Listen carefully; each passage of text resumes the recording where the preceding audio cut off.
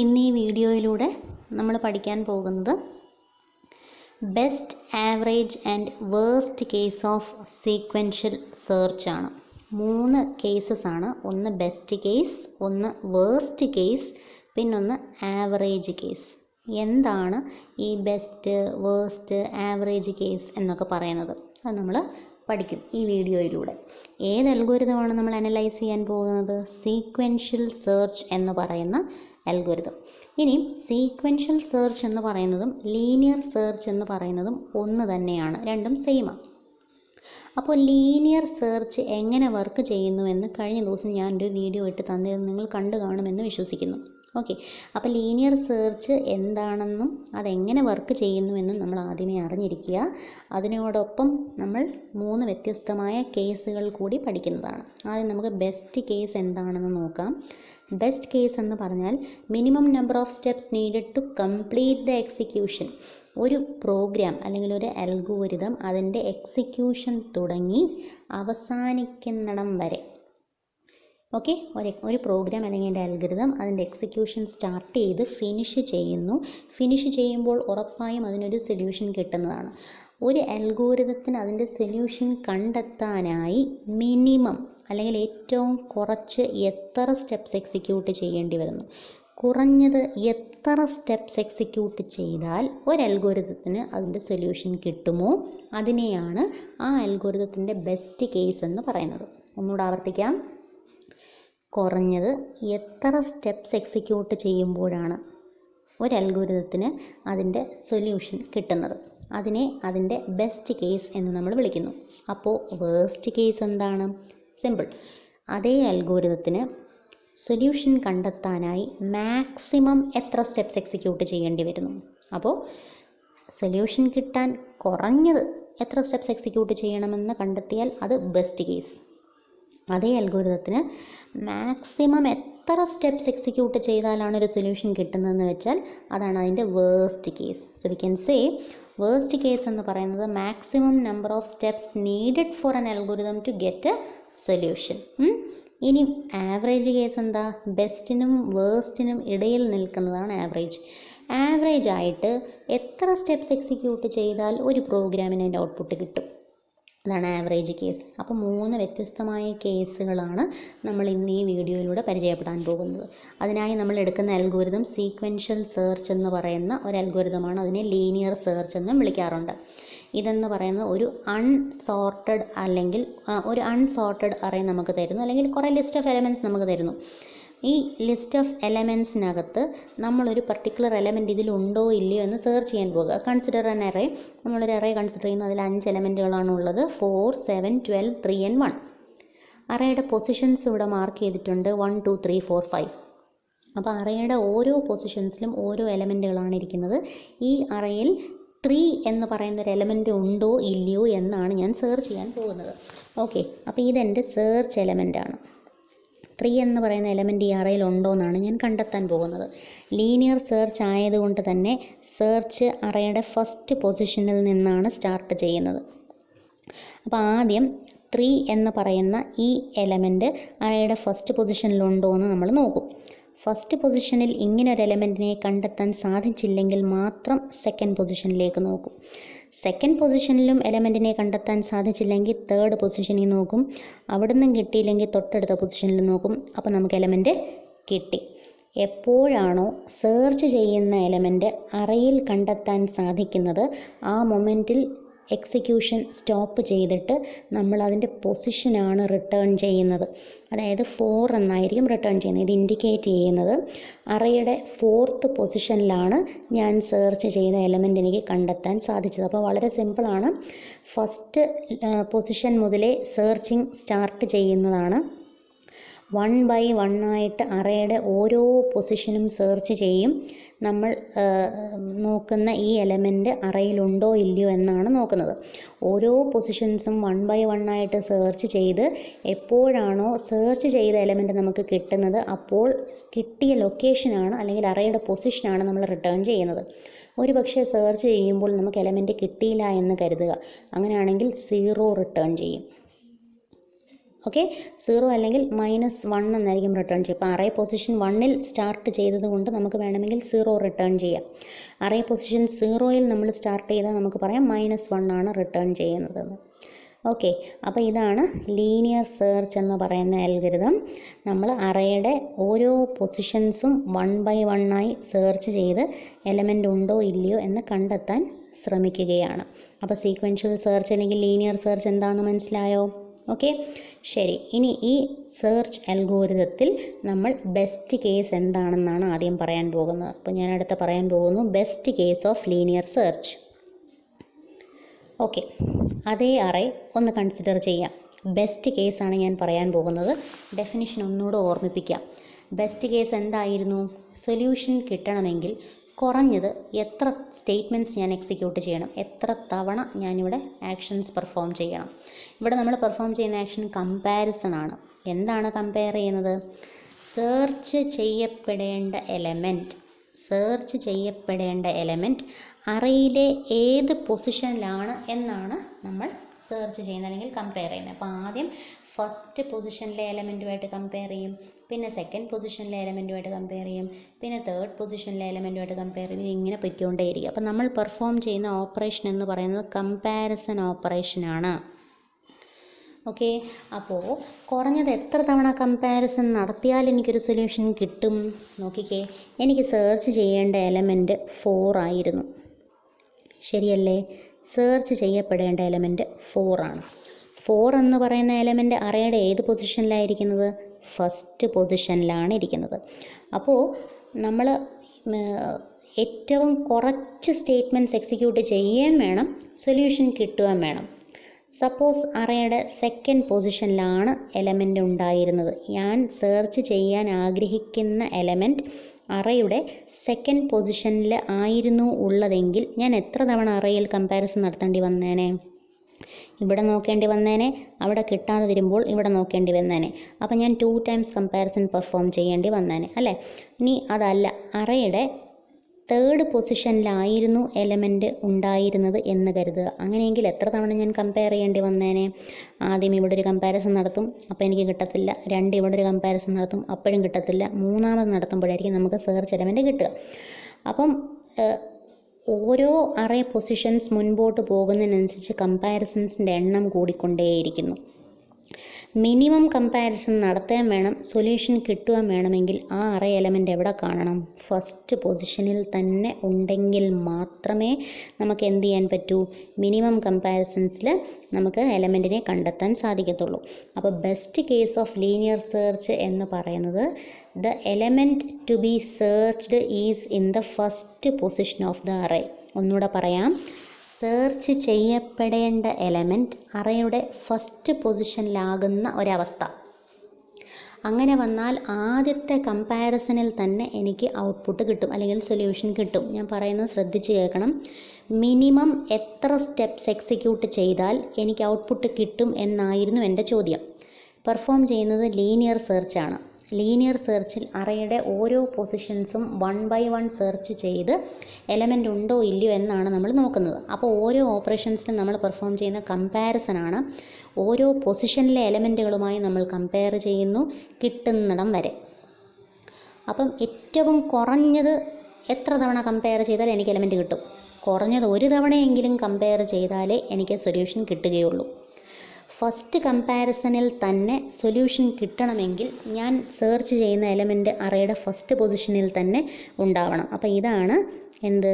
Best case of linear search എന്ന് പറയുന്നത്. അതായത് best case of linear search occurs when the element to be searched is in the first position. അപ്പോൾ അങ്ങനെ ആദ്യം നമ്മൾ search ചെയ്യുന്നു.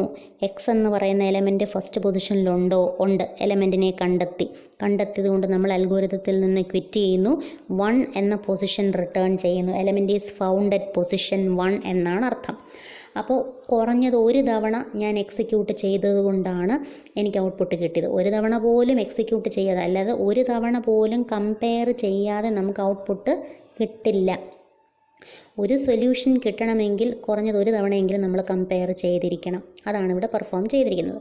അപ്പോൾ best case occurs when element is in the first position എന്ന് നമ്മൾ ഓൾറെഡി പറഞ്ഞു കഴിഞ്ഞു. അപ്പം ഇത്തരം ഒരു സിറ്റുവേഷൻ വരുമ്പോൾ നമുക്ക് പറയാം minimum number of steps executed എന്ന് പറയുന്നത് 1 ആണ്. ഓക്കെ, അപ്പോൾ നമുക്ക് എഴുതാം number of steps executed is equal to 1. ഇത്തരം സാഹചര്യത്തിൽ, അതായത് സെർച്ച് ചെയ്യപ്പെടേണ്ട എലമെൻ്റ് അറേയുടെ ആദ്യത്തെ പൊസിഷനിൽ തന്നെ കണ്ടെത്താൻ സാധിച്ചാൽ നമുക്ക് പറയാം ഒരു തവണ കമ്പയർ ചെയ്തപ്പോൾ തന്നെ എനിക്ക് ഔട്ട്പുട്ട് കിട്ടി. So minimum number of steps needed is 1. അപ്പം നമ്പർ ഓഫ് സ്റ്റെപ്സ് എക്സിക്യൂട്ടഡ് 1 ആണല്ലോ, 1 ആണ്. ടോട്ടൽ സ്റ്റെപ്സ് എക്സിക്യൂട്ടഡ് 1 ആണെങ്കിൽ എനിക്ക് എഫ് ഓഫ് എന്നിൻ്റെ വാല്യൂ എഴുതാം. F of N is also equal to 1. എങ്ങനെ എഴുതിയെന്ന് മനസ്സിലായോ? മൊത്തം എത്ര സ്റ്റെപ്സ് എക്സിക്യൂട്ട് ചെയ്തു? ഒരു സ്റ്റെപ്പ് എക്സിക്യൂട്ട് ചെയ്തുള്ളൂ. ഒരു സ്റ്റെപ്പ് എന്ന് പറഞ്ഞാൽ കമ്പാരിസൺ ഒരു തവണയേ ചെയ്തുള്ളൂ. ഒറ്റ തവണ കമ്പയർ ചെയ്തപ്പോൾ തന്നെ എനിക്ക് സൊല്യൂഷൻ കിട്ടി. ഞാൻ അൽഗോരിതത്തിൽ നിന്ന് ക്വിറ്റായി.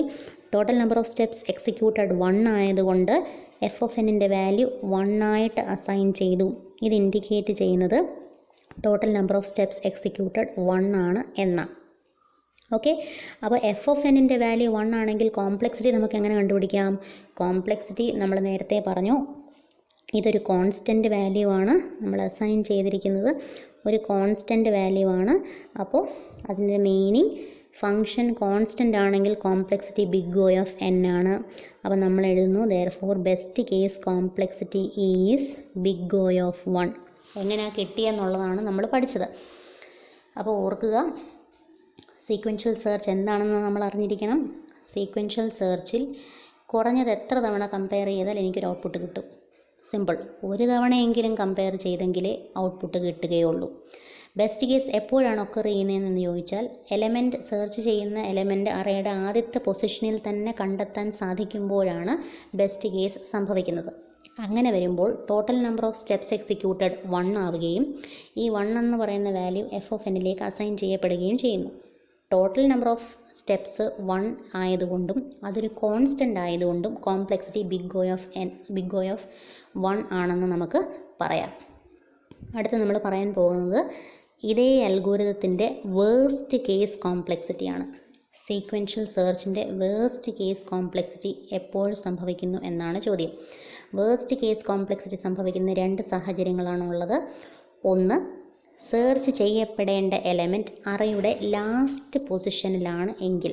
ഒന്നുകൂടെ പറയാം, സെർച്ച് ചെയ്യപ്പെടേണ്ട എലമെൻറ്റ് അറേയുടെ ലാസ്റ്റ് പൊസിഷനിലാണ് ഉള്ളത് എങ്കിലും ഒന്നുകിൽ ഈ സാഹചര്യം, അല്ലെങ്കിൽ രണ്ടാമത്തെ സാഹചര്യം സെർച്ച് ചെയ്യപ്പെടേണ്ട എലമെൻറ്റ് അറേയിലേ ഇല്ല, അറേയുടെ ഒരു പൊസിഷനിലും നമ്മൾ സെർച്ച് ചെയ്യുന്ന എലമെൻറ്റ് ഇല്ലാതെ വരുന്നൊരവസ്ഥ. ഈ രണ്ടിലേത് സംഭവിച്ചാലും അതിനെ വേഴ്സ്റ്റ് കേസ് എന്നാണ് പറയുന്നത്. ഇനി എന്തുകൊണ്ട് ഇതിനെ വേഴ്സ്റ്റ് എന്ന് പറയുന്നു നമുക്ക് നോക്കാം. എക്സാമ്പിൾ, അറേ തന്നിട്ടുണ്ട്, അറേയുടെ എലമെൻറ്റുകളും അറേയുടെ പൊസിഷൻസും മാർക്ക് ചെയ്തിട്ടുണ്ട്. ആദ്യം എക്സിൻ്റെ വാല്യൂ 1 ആണെന്ന് അസ്യൂം ചെയ്യുക. അതായത് എനിക്ക് കണ്ടുപിടിക്കേണ്ട എലമെൻറ്റ് 1 ആണ്. 1 എന്ന് പറയുന്ന ഐറ്റം ഈ അറേയിൽ ഉണ്ടോ ഇല്ലയോ എന്നാണ് നമ്മൾ കണ്ടുപിടിക്കേണ്ടത്. ഓക്കെ, അപ്പോൾ ആദ്യം ഫസ്റ്റ് പൊസിഷനിൽ നോക്കും, ഇല്ല. പിന്നെ സെക്കൻഡ് പൊസിഷനിൽ നോക്കും, അവിടെ ഇല്ല. തേർഡ് പൊസിഷനിൽ നോക്കും, അവിടെ ഇല്ല. ഫോർത്ത് പൊസിഷനിൽ നോക്കും, അവിടെ ഇല്ല. ഫിഫ്ത്ത് പൊസിഷനിൽ നോക്കുമ്പോൾ കിട്ടി. അപ്പോൾ എത്ര തവണ കമ്പയർ ചെയ്തു നമ്മൾ? 5 തവണ അല്ലേ? ഫസ്റ്റ് പൊസിഷനിൽ ആദ്യം കമ്പയർ ചെയ്തു, അത് കഴിഞ്ഞ് സെക്കൻഡുമായിട്ട് കമ്പയർ ചെയ്തു, തേർഡ്, ഫോർത്ത്, ഫിഫ്ത്ത്. 5 തവണ കമ്പാരിസൺ നടത്തിയപ്പോഴാണ് എനിക്ക് ഒരു ഔട്ട്പുട്ട് കിട്ടിയത്, അല്ലെങ്കിൽ ഒരു സൊല്യൂഷൻ കിട്ടിയത്. അപ്പോൾ മാക്സിമം ഞാൻ എത്ര സ്റ്റെപ്സ് എക്സിക്യൂട്ട് ചെയ്തു? 5 സ്റ്റെപ്സ് എക്സിക്യൂട്ട് ചെയ്തു. 5 സ്റ്റെപ്സ് എന്ന് പറഞ്ഞാൽ 5 കമ്പാരിസൺസ് പെർഫോം ചെയ്തപ്പോഴാണ് എനിക്കൊരു സൊല്യൂഷൻ കിട്ടിയത്. മറ്റൊരു സാഹചര്യം നമുക്ക് നോക്കാം. അതായത് എക്സ് ഈക്വൽ ടു 2 ആണെന്ന് കരുതുക. 2 എന്ന എലമെൻറ്റ് അറയിൽ ഉണ്ടോ ഇല്ലയോ എന്നാണ് സെർച്ച് ചെയ്യാൻ പോകുന്നത്. ഫസ്റ്റ് പൊസിഷനിൽ നോക്കും, 2 കിട്ടിയില്ല. സെക്കൻഡിൽ നോക്കി, കിട്ടിയില്ല. തേർഡിൽ നോക്കി, കിട്ടിയില്ല. ഫോർത്തിൽ നോക്കി, കിട്ടിയില്ല. ഫിഫ്ത്തിൽ നോക്കി, അപ്പോഴും കിട്ടിയില്ല. അങ്ങനെ അറയിൽ നിന്ന് നമ്മൾ അങ്ങ് എക്സിറ്റ് ചെയ്തു. ഇപ്രാവശ്യവും എത്ര തവണ കമ്പയർ ചെയ്തു? 5 ടൈംസ് കമ്പയർ ചെയ്തു. അതായത് 2 സിറ്റുവേഷൻസാണ് നമ്മളിവിടെ പറഞ്ഞത്. ഒന്ന്, സെർച്ച് ചെയ്യപ്പെടേണ്ട എലമെൻറ്റ് അറയുടെ ലാസ്റ്റ് പൊസിഷനിലുള്ള ഒരവസ്ഥ, സെർച്ച് ചെയ്യേണ്ട എലമെൻറ്റ് അറയിൽ ഇല്ലാതെ വരുന്നൊരവസ്ഥ. രണ്ടിലേതാണെങ്കിലും നമ്മൾ ആദ്യം മുതൽ അവസാനം വരെയുള്ള എല്ലാ എലമെൻറ്റുകളും സെർച്ച് ചെയ്ത് എല്ലാ എലമെൻറ്റുകളും കമ്പയർ ചെയ്തു അല്ലേ? ഈ 2 സിറ്റുവേഷൻസിൽ ഏത് സിറ്റുവേഷൻ ആയാലും ഫസ്റ്റ് പൊസിഷൻ മുതൽ ലാസ്റ്റ് പൊസിഷൻ വരെ നമ്മൾ കമ്പയർ ചെയ്യേണ്ടി വന്നു. എന്ന് വെച്ചാൽ maximum number of steps execute ചെയ്യുമ്പോഴാണ് നമുക്കൊരു സൊല്യൂഷൻ കിട്ടുന്നത്. തൊട്ട് മുമ്പ് പറഞ്ഞതിനകത്ത് കുറഞ്ഞത് ഒരു തവണ എക്സിക്യൂട്ട് ചെയ്തപ്പോൾ തന്നെ എനിക്ക് ഔട്ട്പുട്ട് കിട്ടി. അതായത് മിനിമം സ്റ്റെപ്സ് എക്സിക്യൂട്ട് ചെയ്തപ്പോൾ ഔട്ട്പുട്ട് കിട്ടുന്ന സാഹചര്യത്തിനെ നമ്മൾ എന്ത് വിളിച്ചു? ബെസ്റ്റ് കേസ് എന്ന് വിളിച്ചെങ്കിൽ മാക്സിമം നമ്പർ ഓഫ് കമ്പാരിസൺസ് നടത്തുന്ന അല്ല maximum number of times execute ചെയ്തിട്ടൊരു സൊല്യൂഷൻ കിട്ടുന്ന സാഹചര്യത്തിനെ നമ്മൾ വേസ്റ്റ് കേസ് എന്ന് വിളിക്കുന്നു.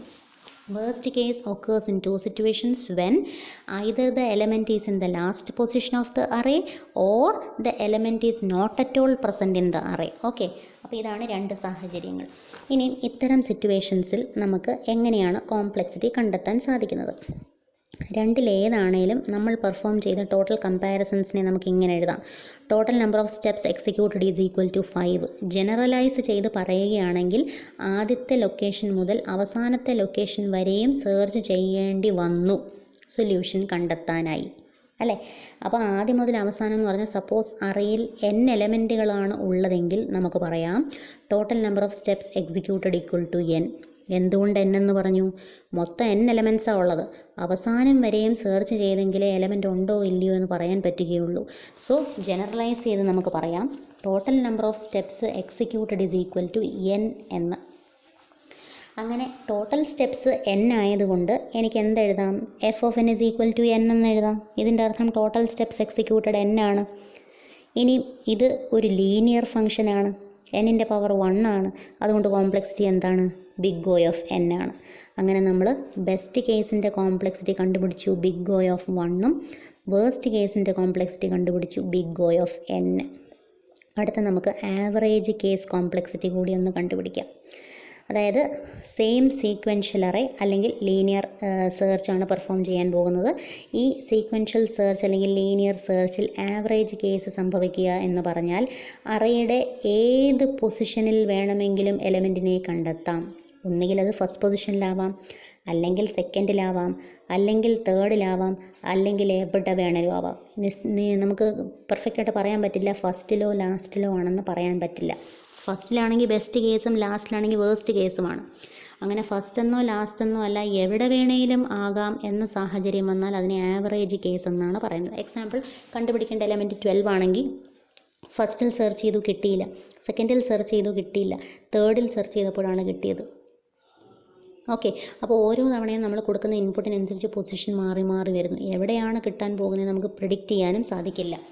ഇത്തരം സാഹചര്യത്തിനെ നമ്മൾ ആവറേജ് കേസ് കോംപ്ലക്സിറ്റി എന്നാണ് വിളിക്കാറ്.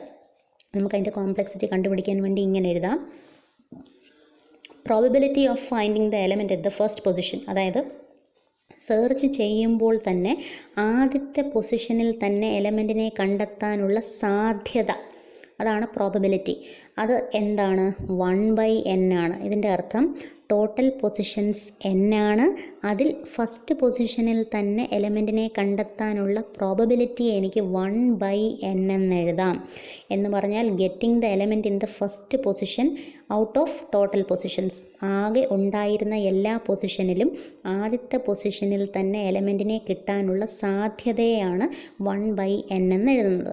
അങ്ങനെയെങ്കിൽ probability of finding the element at the second പൊസിഷനെ എനിക്ക് എങ്ങനെ എഴുതാം? 2/n എന്ന് വെച്ചാൽ 2/n എന്ന് പറഞ്ഞാൽ ആദ്യത്തെ 2 പൊസിഷനും സെർച്ച് ചെയ്തെങ്കിലേ ടോട്ടൽ പൊസിഷൻസിൽ ആദ്യത്തെ 2 പൊസിഷനും സെർച്ച് ചെയ്തെങ്കിലേ എനിക്ക് സെക്കൻഡ് പൊസിഷൻ എലമെൻറ്റ് കിട്ടത്തുള്ളൂ. അപ്പോൾ സെക്കൻഡ് പൊസിഷനിൽ എലമെൻറ്റ് കിട്ടാനുള്ള സാധ്യതയെ എനിക്ക് 2/n എന്ന് എഴുതാം. അങ്ങനെ എക്സെട്ര തേർഡ് പൊസിഷനിൽ കിട്ടാനുള്ള സാധ്യത എനിക്ക് എങ്ങനെ എഴുതാം? 3/n. അപ്പോൾ ഫസ്റ്റിൽ കിട്ടാനുള്ള പ്രോബബിലിറ്റി 1/n, സെക്കൻഡ് പൊസിഷനിൽ കിട്ടാനുള്ള പ്രോബബിലിറ്റി 2/n, തേർഡ് പൊസിഷനിൽ കിട്ടാനുള്ള പ്രോബബിലിറ്റി 3/n. അങ്ങനെ പോയി ലാസ്റ്റ് പൊസിഷനിൽ എലമെൻറ്റിനെ കിട്ടാനുള്ള സാധ്യതയെ നമുക്ക് n/n എന്നെഴുതാം. മനസ്സിലായോ? n/n എന്ന് എഴുതാം. എങ്കിൽ ടോട്ടൽ പ്രോബബിലിറ്റി എത്ര? ടോട്ടൽ പ്രോബബിലിറ്റി നമുക്ക് എങ്ങനെ എഴുതാം? നോക്കിക്കേ, ഫസ്റ്റ് പൊസിഷനിൽ കിട്ടാനുള്ള സാധ്യത അല്ലെങ്കിൽ പ്രോബിലിറ്റി 1/n, സെക്കൻഡിൽ കിട്ടാനുള്ളത് 2/n, തേർഡിൽ കിട്ടാനുള്ളത് 3/n, ലാസ്റ്റിൽ കിട്ടാനുള്ളത് n/n. അപ്പോൾ ടോട്ടൽ പ്രോബബിലിറ്റി എന്ന് പറഞ്ഞാൽ നമുക്ക് എഴുതാം ഇതിൻ്റെ എല്ലാത്തിൻ്റെയും കൂടെ സം. അപ്പോൾ 1/n + 2/n + 3/n + etcetera + n/n. അങ്ങനെ എല്ലാ പ്രോബബിലിറ്റിയുടെയും കൂടെ സമ്മാണ് ടോട്ടൽ പ്രോബബിലിറ്റി എന്ന് പറയുന്നത്. ഇനിയും ഇതിൽ നിന്നൊക്കെ കോമൺ ആയത് 1/n ആണ്. എല്ലാ ടേമിലും കോമൺ ടേം 1/n ഉണ്ട്. അപ്പോൾ എല്ലാത്തിൽ നിന്നും 1/n കോമൺ ഇങ്ങെടുത്തിട്ട് ബാക്കി വരുന്ന ടേംസ് നമുക്കൊന്ന് നോക്കാം. 1/n കോമൺ എടുത്താൽ ഫസ്റ്റ് ടേമിൽ ബാക്കി വരുന്നത് 1, 1/n കോമൺ പോയാൽ സെക്കൻഡ് ടേമിൽ ബാക്കി വരുന്നത് 2, തേർഡ് ടേമിൽ ബാക്കി വരുന്നത് 3. അങ്ങനെ എല്ലാ ടേമിൽ നിന്നും 1/n കോമൺ എടുത്തു കഴിയുമ്പോൾ നമുക്ക് എഴുതാം 1/n × 1 + 2 + എക്സെട്ര + n. കാരണം എല്ലാത്തിൽ നിന്നും 1/n കോമൺ ഇങ്ങെടുത്തു. പിന്നെ ബാക്കി വരുന്നത് 1 + 2 + എക്സെട്ര + n ആണ്. ഈ 1 + 2 + എക്സെട്ര + n എന്ന് പറഞ്ഞാൽ ആദ്യത്തെ n നാച്ചുറൽ നമ്പേഴ്സിൻ്റെ സമ്മാണ്. Sum of first n natural നമ്പേഴ്സിനെ എനിക്ക് ഇങ്ങനെ എഴുതാം, n × n + 1/2 അല്ലേ. ഫസ്റ്റ് n നാച്ചുറൽ നമ്പേഴ്സിൻ്റെ സമ്മാണ് n × n + 1/2. അപ്പോൾ എനിക്ക് എഴുതാം 1/n × അതുപോലെ എഴുതി, ഇതിനെ ഞാൻ n × n + 1/2 എന്നും എഴുതി. ഓക്കെ, ശരി. അപ്പോൾ നമുക്കിങ്ങനെ എഴുതാം അതിനെ 1/n × n × n + 1/2. ഇതിൽ n-ഉം n-ഉം ക്യാൻസലായിപ്പോയി. ബാക്കി വരുന്ന n + 1/2 എന്നാണ്. അത് നമ്മൾ എഴുതി n + 1/2. n + 1/2നെ നമ്മൾ സ്പ്ലിറ്റ് ചെയ്യുമ്പോൾ 2 ടേംസ് കിട്ടും, n/2 + 1/2. അപ്പോൾ f(n)ൻ്റെ വാല്യൂ നമുക്ക് കിട്ടി n/2 + 1/2. f(n)ന് 2 ടേംസ് ഉണ്ട്. ഓക്കെ, അപ്പോൾ ഞാൻ എഴുതി f(n) = n/2 + 1/2. ഈ ഫംഗ്ഷൻ ഒരു ലീനിയർ ഫംഗ്ഷനാണ്, കാരണം പവർ ഓഫ് n മാക്സിമം 1 ആണ്. ലോവർ ഓർഡർ ടേമിനെ ക്യാൻസൽ ചെയ്തു, ഹയർ ഓർഡർ ടേമിൻ്റെ കൂടെയുള്ള കോൺസ്റ്റൻറ്റിനെയും ക്യാൻസൽ ചെയ്തു. ബാക്കി വരുന്നത് n. അപ്പോൾ എഴുതി f(n) = approximately n. അങ്ങനെയെങ്കിൽ കോംപ്ലക്സിറ്റി എന്താണ്? Big O of n. അപ്പോൾ ഇങ്ങനെയാണ് നമ്മൾ ഒരു അൽഗോരിതം കിട്ടിയാൽ ആ അൽഗോരിതത്തിൻ്റെ കോംപ്ലക്സിറ്റി കണ്ടെത്തുന്നത്. നമ്മൾ ഇന്ന് പഠിച്ച അൽഗോരിതം സീക്വൻഷ്യൽ സെർച്ച് എന്ന അൽഗോരിതമാണ്.